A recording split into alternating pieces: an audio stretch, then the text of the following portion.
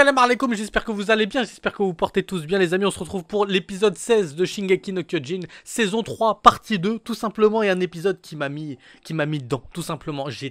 Mais c'était en fait tellement émouvant, t'as à la fois des frissons, à la fois de la tristesse, mine de rien. Armin, le pauvre, Mskin, ça m'énerve parce que, mine de rien, il s'en veut de ce qui s'est passé dans l'épisode précédent, sa décision. Et il se rappelle le flashback où il y a Bertholdt en face de lui qui lui dit: de toute façon, ça se voit, t'es en train de trembler, donc quoi qu'il arrive, un mec qui est en train de trembler en face de toi, c'est pas un mec qui est serein, donc il a pas de plan derrière. Et puis avec la feinte qu'il avait fait avec Annie, etc., tout avait foiré. Et en fait, ça le hante, alors que il les a sauvés, enfin il a sauvé la mise à tellement de gens déjà, mais tellement de fois aussi, Armin, et là il a perdu confiance. Et ça m'a attristé, je vous jure, ça m'a attristé. D'un autre côté, dans cet épisode, la situation dans laquelle il se trouve, les deux camps, je vais dire, Erwin d'un autre côté, Armin de l'autre, les deux entre guillemets leaders si on veut, les deux sont dans la merde, il n'y a pas d'autre mot. Ils sont là, ils peuvent rien faire et c'était insane puisque même moi, en essayant de réfléchir, en me disant à chaque fois, je me disais, c'est Armin, il va sauver, il va trouver un plan, il va se passer un truc. Même quand Eren, il arrive à repousser la jambe du titan, non, c'est pas titan cuirassé, j'allais dire, mais parce que tout simplement, je pense à la scène où il y a le titan cuirassé qui apparaît. Mais le titan colossal, et ça c'était le plus, avec la scène du titan cuirassé qui réapparaît, là t'es là, tu dis, ok, stop, non, c'est pas possible. Là, vraiment, ils peuvent rien faire. Ils ont clairement pas les armes, ils ont clairement pas, enfin, les armes, le côté lance-tonnerre, c'est génial, mais ça a fait son effet de surprise une fois, ça marchera pas deux fois en tout cas, tout du moins sur le titan cuirassé, je le pense. Mais là, il leur faut un titan. Clairement, il leur faut un autre titan que Eren qui soit capable de... Ou alors, moi, je pensais à un moment, je m'étais dit, ok, Eren, il va crier, il va faire son truc de l'axe et ça va arrêter tous les autres titans peut-être à côté, ce qui va permettre quand même de se focaliser sur les trois gros titans, le titan bestial, cuirassé et colossal. Rien du tout, nada. C'est juste insane. Et à côté, on a cette deuxième partie super émouvante sur Erwin. Ce personnage qui, mine de rien... Je m'attache à Erwin, moi je me suis attaché, il prend ses décisions, c'est un mec bien, il se sent limite un petit peu égoïste, il le dit, rappelez-vous, lors du coup d'état avec ce qu'il y avait eu avec la famille royale, il était là en se disant, c'est mes ambitions qui l'ont poussé jusqu'à là, il y a tellement de gens qui sont morts pour ses ambitions, donc il se sent mal en fait de se dire que, égoïstement, il vit pour son propre rêve à lui, et des gens meurent pour lui, et là il se rend compte que, tout ce qu'il voulait faire, tout ce qu'il a toujours voulu jusqu'à présent, enfin il le sait, il l'avait déjà dit d'ailleurs dans les épisodes précédents, c'était juste aller dans cette cave, vérifier ses théories, tout simplement. Et t'as envie de te dire, moi je croise les doigts, je me dis Inch'Allah il va y arriver, c'est pas possible, il va aller dans cette cave, je veux pas le voir mourir avant, c'est pas possible. Erwin il a mené la contre-attaque contre les titans, il a toujours été l'élément principal, j'ai envie de te dire, en termes de réflexion. Derrière, c'est lui qui a donné un petit peu les ordres à Armin, et c'est lui qui dit d'ailleurs, si je ne me trompe pas, dans l'épisode précédent, que Armin, c'est clairement, il a un potentiel de ouf. Clairement, en termes de réflexion, de plan, de tactique, tout ça, il peut vraiment amener les autres loin. Et rien que la ressemblance des prénoms, Armin, Erwin, pour moi, voilà, direct que les mecs, c'est des jumeaux, tout simplement. Donc, cette seconde partie sur lui, ce côté émouvant avec les nouvelles recrues, je sais pas quoi dire, mais on va d'abord se focaliser sur la première partie. On a bien évidemment le titan colossal d'un côté, on a Eren, il y a Sacha, Connie, Jean, Armin et Mikasa, et là on a Armin qui a complètement, qui est désemparé. Armin, je vous l'ai dit, il était face à Bertholdt dans l'épisode précédent, il tremblait, il est pas bien, cette décision a amené des morts, il est vraiment pas bien, et il se dit... Il n'arrive pas à garder son sang-froid, il n'arrive pas à garder son calme, du coup il relègue directement la décision à Jean. Jean qui arrive, mine de rien, c'est assez étonnant, mais d'un côté c'est aussi le personnage qui a toujours été comme ça. Peut-être pas toujours, parce que quand il fallait tuer des humains avec l'autre, il y avait Kenny, ouais c'est ça, Kenny l'écorcheur je crois, Kenny the Reaper plutôt, un truc comme ça, je sais plus. À ce moment-là, il perdait un petit peu son sang-froid. Mais là, en l'occurrence, il arrive à garder son sang-froid face au titan colossal qui est en face. Il arrive à voir la situation et il se rend compte qu'il peut rien faire. T'as le titan colossal qui est en train de balancer des débris. Où est-ce que tu veux aller? C'est là où, en fait, ce qui est horrible, c'est la différence de force, de puissance entre les deux camps, quoi. Il y en a, ils ont un cheval et une lance. L'autre, c'est un titan, il fait je ne sais combien de mètres. Enfin, il te souffle dessus, quoi. C'est insane. Et d'ailleurs, c'est ce qui se passe un peu avec... Eren, Jean prend la décision du coup d'aller vers la rivière et puis au bout d'un moment de surprendre le titan colossal. Ils n'ont pas le choix, il faut attaquer, il faut empêcher le titan colossal d'aller jusqu'au mur et d'aller du côté d'Erwin pour tout simplement peut-être menacer les chevaux, les détruire, etc. Et l'autre camp qui est en train de défendre exprès pour protéger les chevaux. Donc à ce moment là, si tu veux, le titan colossal il est dangereux, donc t'as pas le choix de l'attaquer. Là il l'attaque, Et là, tu vois Eren qui repousse sa jambe et je me dis, attends, déjà, chapeau. Parce que je me dis, il arrive à repousser sa jambe. Au début, je me dis, ça se trouve, c'est un plan du titan colossal. Genre, il fait genre, en fait, qu'il y arrive et au final. Et là, il le balance comme si c'était un ballon de football. Et je me suis dit, mais qu'est-ce que tu veux faire contre ça, quoi? Et en plus de ça, il y a les visages de peur. Au début, j'ai pas tilté dans la fumée, je voyais pas, je comprenais pas un peu. Je sais pas pourquoi, j'étais déjà trop dans les visages de peur. On a Jean, son visage de peur, on a Mikasa, on a Armin, et je me dis, mais il se passe quoi? C'est juste le titan colossal qui fait ça? Et non, t'as l'arrivée du titan cuirassé qui est debout et qui marche vers eux.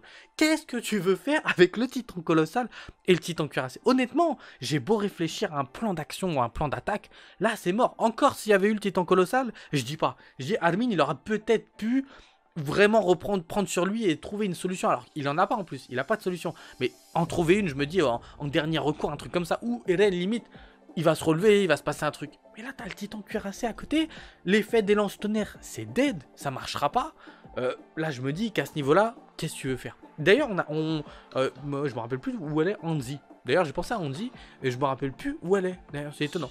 Ah oui, si elle était avec le titan cuirassé, donc s'il s'est relevé, enfin je crois, donc s'il s'est relevé, c'est que ça pue, c'est qu'il s'est passé un truc. Donc là, c'est le premier plan qui te met direct dans le désespoir et la pénombre. Donc ces mecs-là, ils sont là, ils peuvent rien faire, ils ont pas de force, ils ont pas de puissance, pas d'armes d'attaque, enfin qui puissent permettre en tout cas de renverser la donne. Et d'un autre côté, juste à côté, t'as quoi? T'as Erwin, le frère d'Armin, non mais bon, le jumeau on va dire en plus adulte, et qui est là, et moi ça m'a, je vous jure, j'avais envie de pleurer, j'avais vraiment envie de pleurer, tellement ça m'a ému. Son speech il m'a ému en fait, il était là, en train de dire, enfin son speech, quand il parle à Rivaille, ils ont pas de plan, l'autre, enfin je vais dire le génie, le titan bestial, parce que mine de rien, il garde son sang-froid, il a un plan d'attaque, il utilise ses pierres, certes c'est pas un truc de ouf, mais déjà c'est quand même une puissance phénoménale. Après c'est son gabarit bien évidemment qui provoque cette puissance phénoménale. On voit bien un moment les nouvelles recrues qui disent, on dirait qu'ils ont des canons, en gros ils ont des canons, c'est pas possible parce que ça doit faire un bruit de fou. Et puis là c'est dévastateur si tu veux, ça réduit tout en cendres et en bouillie, enfin tout en cendres non, mais en bouillant tout simplement. La plupart des recrues sont mortes, enfin les vétérans, parce que c'est pour ça qu'il y a l'un des recrues qui a d'ailleurs les cheveux rouges, là je sais plus à qui me fait penser. Un personnage dans Air Gear, je crois. Un truc comme ça. Mais il y a ce personnage qui est là, qui panique tellement, qui se rend compte, en fait, on va mourir. Il dit, j'ai rejoint le bataillon et tout, je voulais juste faire partie des héros, mais je pensais pas mourir aussi inutilement. Et cette seconde partie, en fait, elle se base sur cette philosophie un petit peu de l'action, de l'acte de l'homme vis-à-vis des titans. Ça veut dire que, en gros, tous ces vétérans qui ont été présents, bah ils sont morts. Ils sont dead, c'est fini. Mine de rien, si tu veux, ils sont morts inutilement. Ils n'ont pas permis d'attaquer, ils n'ont pas plus que ça protégé les chevaux, puisque même s'il y en a qui sont certains, enfin, encore en vie, quoi qu'il arrive, vont tous crever, c'est fini. Et donc, mine de rien, ouais, ils sont vraiment morts inutilement, ils n'ont servi à rien. Ça a juste été des pions qu'on a mis. Et ça, c'est l'idée de base. Mais Erwin, je vais dire Armin, Erwin, il arrive à transformer ça et en fait à te créer une sorte de, comment dire, de belle image en fait, un truc vrai en disant tout simplement que les vétérans sont morts avant lui, etc. Les autres sont morts avant eux, et effectivement, eux vont mourir quoi qu'il arrive en donnant l'attaque. Et quoi qu'il arrive en fait, il y a une raison à mourir. Ça veut dire que c'est la marque de la rébellion. C'est comme ça qu'on montre que mine de rien, ils préfèrent mourir en combattant. Ils meurent pas en restant assis, etc. Ils meurent en combattant. C'est la marque de la rébellion. Et je trouve ça vraiment beau. C'était juste magique pour moi. Et après, il dit, ceux qui vont nous... Enfin, les successeurs, eux aussi mourront à notre place, etc. Donc, quoi qu'il arrive, en fait, c'est un cycle. C'est un cycle de mort, certes, mais d'attaque et de mort. Donc, d'une rébellion qui, quoi qu'il arrive, montre une forme de d'insoumission, mine de rien, quoi. Ils sont insoumis aux titans. Ils décident de se battre et de se rebeller encore et encore. Et ce que j'aime le plus, c'est le passage avec Rivaille, qui est en face d'Erwin, et Erwin qui dit tout simplement, ouais, moi tout ce que je voulais, c'était d'aller dans cette cave. Toute ma vie, je voulais montrer que mon père avait raison, que mes théories étaient vraies, et aller dans cette cave. Et enfin, dans cette cave. Et là, t'as Rivaille qui dit, laisse-moi choisir pour toi. Va en enfer, crève. Et j'étais là, je me disais, mais... Et déjà, Rivaille, il me tue. Mais vraiment, il me tue parce que quand il est face au titan bestial, il dit quand même... Là, on a l'air d'être face à un, je sais plus, un dégonflé, etc. Ouais, de toute façon, il a pas l'air d'avoir de couilles. Il sort ce genre Tama, boule. Donc, il a pas l'air d'avoir de boule. Déjà, Rivaille, il a zéro respect. Il me tue, c'est insane. Mais quand il est face à Erwin et qu'il lui dit tout simplement, c'est la bonne chose à faire, quoi. En gros, certes, t'as des ambitions, des rêves, oui. Mais c'est la bonne chose à faire. On y va, on tente le tout pour le goût. Et en plus, il dit bien... Quoi qu'il arrive, je vais avoir le titan bestial. Mais là, c'est là que ça cloche un petit peu pour moi. Parce que je me dis, ok, quand bien même Il arrive, on voit bien leur technique, hein. Là il y a Erwin qui part avec tout le monde, toute la horde entre guillemets, je vais appeler ça pour le restant qui reste, et il décide, après le speech d'honneur hein, qui a quand même remotivé tout le monde, et mine de rien c'est un peu manipulateur, parce que Erwin il est... C'est ça aussi, c'est de la tristesse, parce que c'est pas que de l'amour pour le combat etc, il y a aussi de la manipulation, on manipule les recrues, ils vont crever... Certains pour rien, enfin pour rien encore une fois, c'est là où il y a la marque de la rébellion, je veux dire, donc il y a une raison, mais dans l'idée comme ça, tout le monde va pas penser à chercher derrière et se dire ouais voilà, les mecs sont morts pour rien, ils servent à rien. Non, là ils sont morts pour l'acte de combat, et si effectivement Rivai arrive à tuer le titan bestial, c'est tout bénef. Là carrément, ils sont pas morts pour rien, ils ont permis à l'humanité d'avancer d'un pas quoi, de battre l'un des plus gros méchants, on peut supposer, s'il y en a d'autres, etc. Mais le titan bestial, il est clairement, il faut absolument le mettre à terre, parce qu'il est réfléchi et très puissant. Donc là, il n'y a pas le choix. Mais je me dis que Rivai, à côté... Combien il est tout seul, donc quand bien même il y arriverait, je suis pas sûr qu'il arriverait à faire face. Après peut-être, mais je me dis est-ce qu'il arriverait à faire face au titan bestial? On ne sait pas trop la puissance de titan bestial. Est-ce que il a autant de réflexion, enfin de réflexion non, est-ce qu'il a autant de réflexes plutôt que de réflexion? Parce qu'effectivement c'est un mec qui arrive à penser avec sa tête. Ok, il a l'air un petit peu puissant, on dit pas, il a quand même battu Reiner, qui le tue dans le cuirassé, mais faut voir aussi la différence de gabarit entre les deux, je pense qu'il y a ça aussi. Mais la question est, s'il a pas autant de réflexes, s'il est pas aussi rapide, peut-être que Rivai pourra vraiment s'occuper de lui.